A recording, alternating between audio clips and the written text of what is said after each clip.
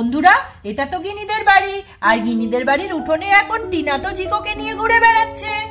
দেখেছিস দুষ্টু ছেলে, কিরকম তাড়াতাড়ি আজকে উঠে পড়েছিস। এবার আমি তোকে নিয়ে কি করি, আমার কত কাজ পড়ে আছে। ওরে দুষ্টু ছেলে, এখন আবার হাসি হচ্ছে? দাঁড়া, তোর হচ্ছে মাকে জ্বালাতন করা সকাল সকাল। দাঁড়া, তোকে ঘোরাবো কম আর বাড়বো বেশি। এই বলে টিনা তো জিকোকে ঘোরাতে শুরু করে দিল, আর জিকো তো মনের আনন্দে হাসতে শুরু করলো। টিনা যখন জিকোকে ঘোরাতে ব্যস্ত, তখন তো সেখানে মিনু আর গিনির ঠাম্মি এসে হাজির। কিরে টিনা, উঠে পড়েছিস? এই তো খুব ভালো কথা। আর এদিকে জিকোকে নিয়ে ঘোরাচ্ছিস, জিকোটাও আজকে তাড়াতাড়ি উঠে পড়লো। হাই রে হাই, এদিকে মাকে তো ডাক্তার দেখাতে নিয়ে যেতে হবে। মায়ের শরীরটা তো জানিসই কাল রাত থেকে খুব খারাপ হয়েছে। আর এদিকে তো দাদা ভাইও বাড়ি নেই। এবার আমি কি করি, তাই জন্য আমাকেই যেতে হচ্ছে। শোন, ঘরে গিনি আছে, গিনি উঠলে গিনিকে দেখে শুনে রাখিস, আর কোনো কাজ করতে হবে না, তুই খালি বাচ্চা দুটোকে দেখিস তাহলেই হবে। হ্যাঁ ছোট বৌমা, আমার শরীরটা তো একদম ভালো নেই। বড় বৌমা আমায় নিয়ে যাচ্ছে, তোমায় কোনো কাজ কর্ম করতে হবে না। তুমি আমার দিদি ভাই আর দাদু ভাইটাকে দেখে রেখো কিন্তু, বুঝলে মা? হ্যাঁ দিদি ভাই, জানি তো মায়ের শরীরটা ভালো নেই। যাও যাও, তুমি মাকে শিগগিরই ডাক্তার দেখিয়ে নিয়ে এসো। কি হয়েছে না হয়েছে সবটা তো জানা দরকার। আর তোমার কোনো চিন্তা নেই, তুমি নিশ্চিন্তে থাকো, এদিকটা আমি ঠিক সামলে নেব। গিনি উঠলে গিনিকে খাওয়াবো, জিকো আছে, কোনো চিন্তা নেই। আর আমি দেখি তোমার কাজও যদি কিছুটা এগিয়ে রাখতে পারি। খবরদার ছোট, ও কথা মুখেও আনিস না, কোনো কাজ তুই করবি না, বুঝলি? এদিকটা তুই শুধু সামলে রাখবি। রান্না বান্না কাজ কর্ম কিচ্ছু করার দরকার নেই, আমি মাকে এনেই তাড়াহুড়ো করে সব করে নেব। চলুন মা, তাড়াতাড়ি করে আমরা এগিয়ে যাই, ওদিকে আবার দেরি হয়ে যাবে। হ্যাঁ হ্যাঁ বড় বৌমা, চলো, মাথাটাও কেমন করছে, তাড়াতাড়ি কাজটা মিটিয়ে আসাই ভালো।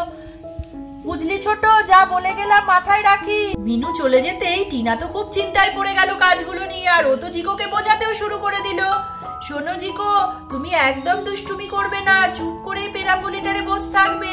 আমি টুকটুক করে সব কাজ করে নি, না হলে জেম্মা এলে খুব কষ্ট হবে। আর এদিকে তো দিদিও এখনই উঠে পড়বে, তখন দিদির সঙ্গেও তুমি খেলতে পারবে, বুঝলে সোনা? এই তো আমার সোনা ছেলে সব বুঝে গিয়েছে, তুমি এখানে চুপটি করে বসে থাকো, ঠিক আছে বাবা? দেখতে দেখতে গিনিও তো ঘুম থেকে উঠে উঠোনে চলে এসছে। মা মা, তুমি কোথায় গেলে? কাকিমণি, ও কাকিমণি, তুমি জানো মা কোথায়? ও মা, এই তো গিনি আমার উঠে পড়েছে। মা তো ঠাম্মিকে নিয়ে ডাক্তারের কাছে গেছে সোনা।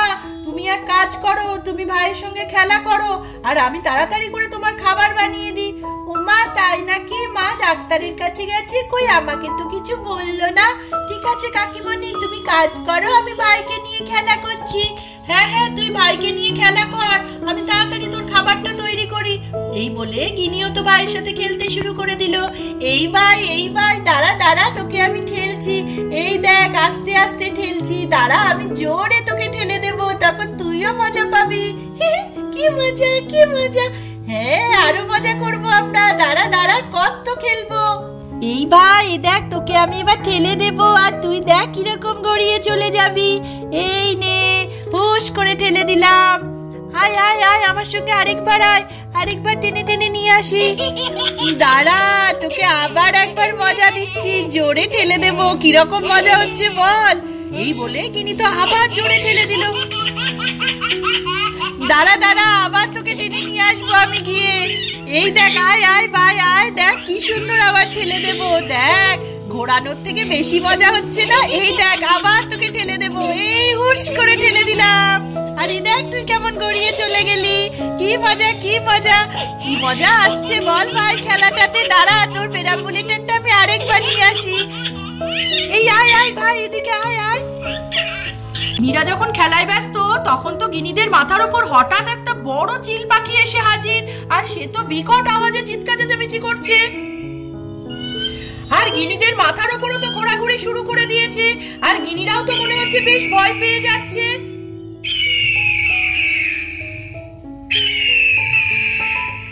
পাখি পাখি, না ভাই, ওটা জেসে পাখি না, ওটা বড় একটা চিল পাখি।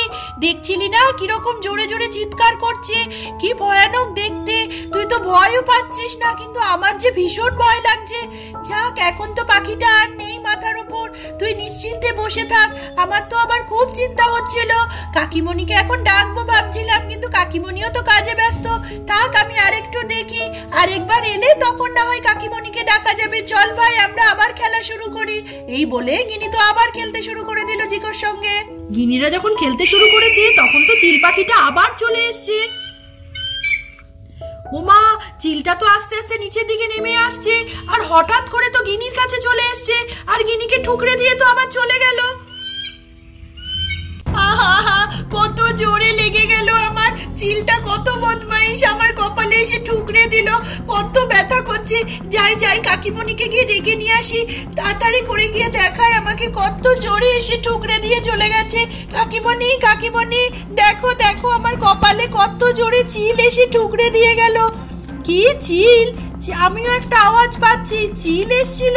হ্যাঁ কাকিমণি, কত বড় একটা চিল আমাদের মাথার উপর ঘোরাঘুরি করছিল।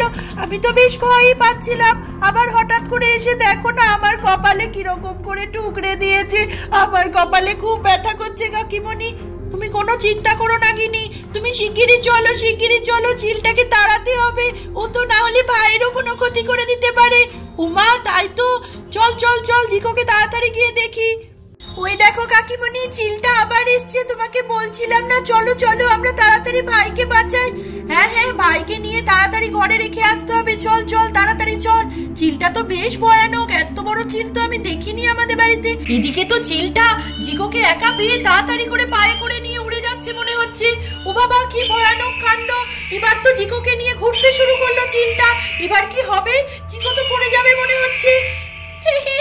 বাঁচাও বাঁচাও মা, বাঁচাও মা, আমাকে বাঁচাও বাঁচাও। টিনা আর গিনি তো জিকোর এই অবস্থা দেখে ভয়ে চিৎকার করতে শুরু করলো। ছেড়ে দাও আমার ছেলেটাকে, ছেড়ে দাও। হায়, আমি কি দৃশ্য দেখছি! চিল আমার ছেলেকে উড়িয়ে নিয়ে গেল। হায় রে গিনি, কি করে বাঁচাবো? ভাইকে ছেড়ে দে, ভাইকে ছেড়ে দে, আমি এটাই ভয় পাচ্ছিলাম। ও কাকিমণি, কি করবে? শিগগিরই তুমি লাঠি নিয়ে এসো। লাঠিতে চিল আবার ভয় পায় নাকি? আরে তুমি ভয় দেখাবে। ও হ্যাঁ হ্যাঁ হ্যাঁ, ঠিক বলেছিস, আমার আর মাথা কাজ করছিল না। ঠিক আছে ঠিক আছে, আমি শিগগিরই লাঠি নিয়ে আসছি। তুই দেখ ভাই কোন দিকে যাচ্ছে। হায় রে হায়, কি হলো আমার, কি হলো? কাকিমণি তুমি দাঁড়াও, তুমি এখনই লাঠি আনতে যেও না। ওমা, কেন রে, কি করবো তাহলে? দাঁড়াও, আমার মাথায় একটা বুদ্ধি এসছে। ও মনে হয় ওর বাচ্চাটাকে খুঁজছে, না হলে চিল তো এত নিচে নামার কথা না। আমার মাথায় একটা প্ল্যান আছে, তুমি এখানে চুপ করে দাঁড়াও, আমি ঘর থেকে এক্ষুনি আসছি। ও মা, মেয়ে কি বলে? ঠিক আছে ঠিক আছে, দেখ কি করতে পারিস। এই বলে গিনি তো ঘরের দিকে ছুটতে চলে গেল। গিনি তো ঘর থেকে ছুটতে একটা কাগজের পাখি নিয়ে বাইরে চলে এলো। কাকিমণি, কাকিমণি, এবার দেখো ভাইকে ঠিক দিয়ে যাবে চিলটা। এই দেখো, আমি কাগজের পাখি এনেছি। তুই কি করতে চাইছিস আমি তো কিছুই বুঝতে পারছি না। তুমি খালি দেখো না কি হয়। এইবার আমার ভাই ফেরত আসবে। এই পাখি, আয় আয়, আমার ভাইকে দিয়ে যা। এই দেখ, এটাকে নিয়ে যা। আয় আয় পাখি, আয় আয়। এমন সময় হঠাৎ তো চিলটা আবার নেমে চলে এলো জিকোকে নিয়ে। এই তো, তাড়াতাড়ি আমার ভাইকে দিয়ে দে। এনেই, তুই তোর বাচ্চা নিয়ে যা, তুই তোর বাচ্চা নিয়ে যা।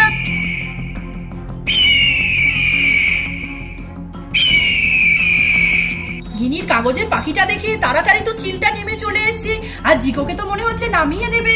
ওমা, সত্যিই তো জিকোকে আস্তে আস্তে পাখিটা নামিয়ে দেওয়ার চেষ্টা করছে। জিকোকে রেখে দিয়ে কাগজের পাখিটাকে নিয়ে চিলটা তো আবার আকাশের দিকে উড়ে যেতে থাকলো। চিলটা উড়ে চলে যেতেই টিনা তো তাড়াতাড়ি করে এসে জিকোকে কোলে তুলে নিল। বাবা, তোর লাগেনি তো? বাবা, কত বড় বিপদ থেকে তোর দিদি বুদ্ধি করে বাঁচালো রে। চিলটা কিরকম সুন্দর কাগজের পাখিটাকে নিয়ে চলে গেল, আর তোকে কত সুন্দর দিয়ে গেল। বাবা, আমার বুকটা ধড়ফড় করছিল সোনা, তোর একটুও কষ্ট হয়নি তো? না না, কতই নি। ও মা গো, আমার ছেলেটা একদম সুস্থ আছে। মা, তাড়াতাড়ি চলুন, দেখি সব বাড়িতে কি করছে। এই তো টিনা, কি করছিস? ও বাবা, জিকোকে নিয়ে বসে আছিস? দেখুন মা, দেখুন কিরকম সুন্দর দুটো বাচ্চাকে সামলাচ্ছে আমাদের ছোট।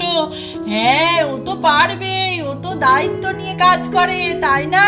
কি ব্যাপার ছোট বৌমা, তোমার মুখখানা এরকম কালো লাগছে কেন? আর গিনিও কিরকম চুপচাপ, ছুটে আমাদের কাছে আসছে না, কি হয়েছে গো? দিদি ভাই, এখন তো আমাদেরকে সুস্থ দেখছো, খানিকক্ষণ আগে বাড়িতে যে দুর্ঘটনা ঘটে যাচ্ছিল কি বলবো, একটা বড় চিল এসে সে জিকোকে তুলে নিয়ে চলে যাচ্ছে, আর কিছুতেই আমরা ধরতে পারছি না। আমি তো ভয় পেয়ে গেছিলাম আমার ছেলেটাকে বোধহয় আর আমি ফিরে পাবো না।